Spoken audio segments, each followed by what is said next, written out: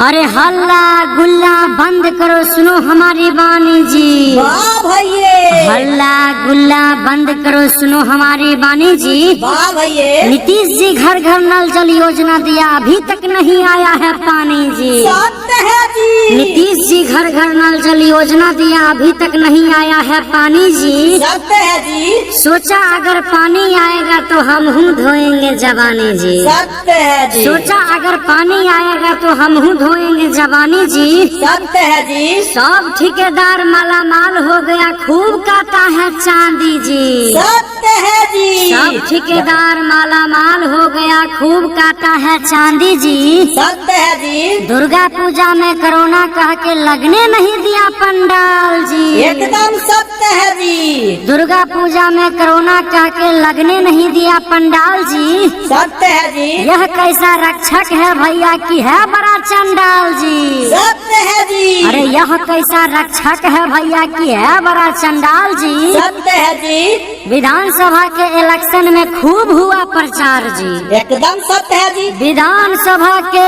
Election में खूब हुआ प्रचार जी। एकदम सत्य है जी। विधानसभा के इलेक्शन में खूब हुआ प्रचार जी। सत्य है जी। तब क्या कोरोना चल गया था अपना नानी घर जी। सत्य है जी। तब क्या कोरोना चल गया था अपना नानी घर जी। सत्य है जी। माँ शेरा वाली का नाम लेके भक्त चला था, बोल के जय माँ का बोली जी। सत्य है जी। माँ शेरा वाली का नाम लेके भक्त चला था, विसर्जन करने बोल के जय माँ का बोली जी। सत्य है जी। जहाँ मुंगेर में भक्त मरा था, वहाँ प्रशासन ने चलाया था गोली जी। एकदम सत्य है जी। सिमरिया घाट में नहीं लगने दिया अब की बार कार्तिक का मेला जी। एकदम सत्य है जी। सिमरिया घाट में नहीं लगने दिया अब की बार कार्तिक का मेला जी। सत्य है जी। बाप को जलाने गया बेटा सिर्फ लाश अकेला जी। सत्य है जी। अरे जनता सबको बुर्बक बनाया कह के कोरोना महामारी जी। सत्य है जी। अरे जनता सबको बुर्बक बनाया कह के कोरोना महामारी जी। सत्य है जी। अरे पैदल चला था परदेश से मजदूर, सो गया उस पे चढ़ गया रेलगाड़ी जी। सत्य है जी।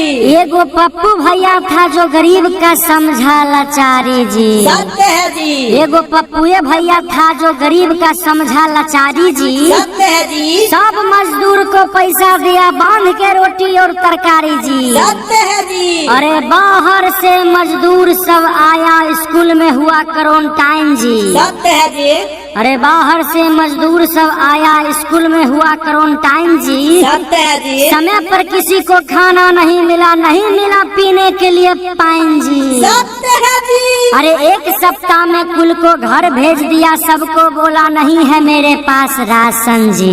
सत्य है जी। अरे एक सप्ताह में कुल को घर भेज दिया, सरकार बोला नहीं है मेरे पास राशन जी। एकदम सच बोल रहा है जी। अरे वही जनता ने नीतीश जी को फिर से दे दिया है सिंहासन जी। सत्य है जी। अरे इस बार इलेक्शन में हीरो बना ईवीएम और रुपया जी। सत्य है जी। अरे इस इलेक्शन में हीरो बना ईवीएम और रुपया जी। सत्य है जी। अरे सच बताओ तो भैया सीएम बन जाते तेजस्वी भैया जी। सत्य है जी। कृष्ण नंदन लिखे जोगिरा सुन के करो विचार, आप नहीं तो काप भैया सुधरेगा बिहार में। रहोय रहोय रहोय सारा रारा सारा रारा सारा रारा जोगिरा सारा रारा। कन्हैया ने तेजस्वी को किया सपोर्ट।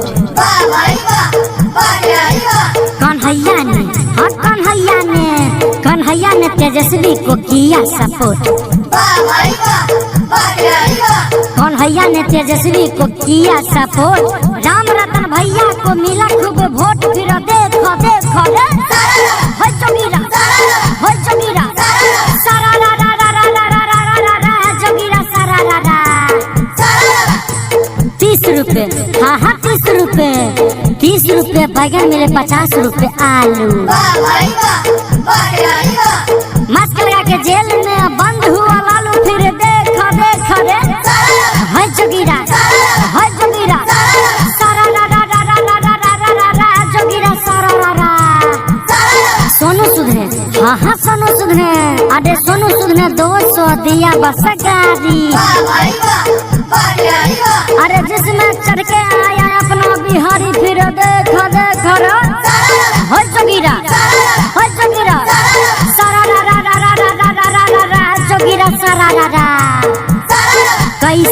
हाँ हाँ कैसे कैसे चलेगा भैया अपना बिहार। नेता सब अपन लगाबे जोगार फिर देख रे है जोगीरा